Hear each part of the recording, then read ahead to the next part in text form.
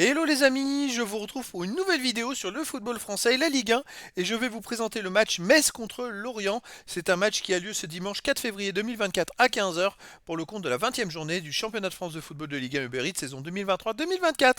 Alors Metz, c'est le 15e du classement qui reçoit Lorient le 18e. Donc dans cette vidéo, je vais revenir sur le classement de la Ligue 1 avec les statistiques de ces deux équipes.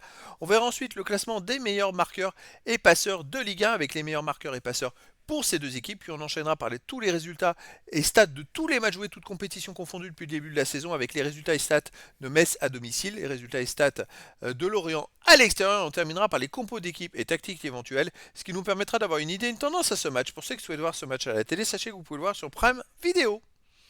Alors au classement, on a donc Metz qui est 15e de Ligue 1 avec 16 points en 19 matchs, 4 victoires, 4 nuls, 11 défaites, 16 buts pour, 29 contre, moins 13 de différence de but. C'est le premier non relégable, mais qui est ex aequo avec le premier barragiste pour la relégation Lyon.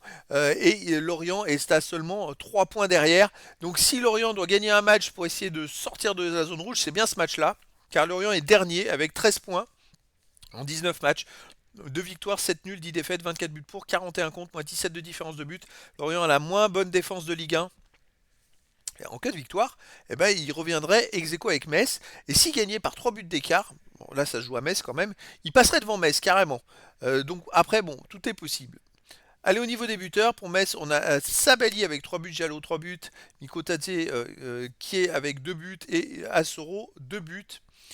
Et des joueurs à un but derrière. Pour Lorient, on a Fèvre avec 5 buts, Croupi 4, Dieng et Tosin 2, et après il y a des joueurs à un but. Pour les passeurs décisifs pour Metz, on a Udol avec 4, Camara, Van der Kerkhoff 2, et d'autres joueurs à une passe. Pour Lorient, on a Doucouré, Croupi, Lebris et Ponceau avec 2 passes, et puis des joueurs à une passe.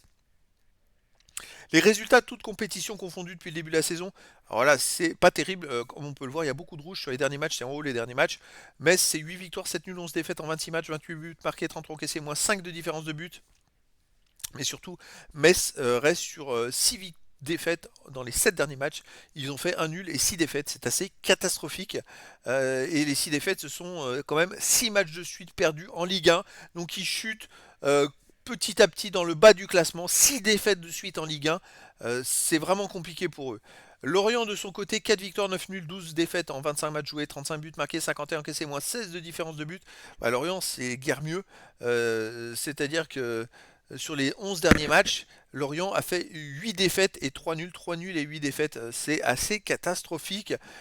Ils ont pu gagner depuis la victoire contre Rennes le 22 octobre dernier et bah, ils enchaînent les contre-performances. On a deux équipes qui sont au même point face à face.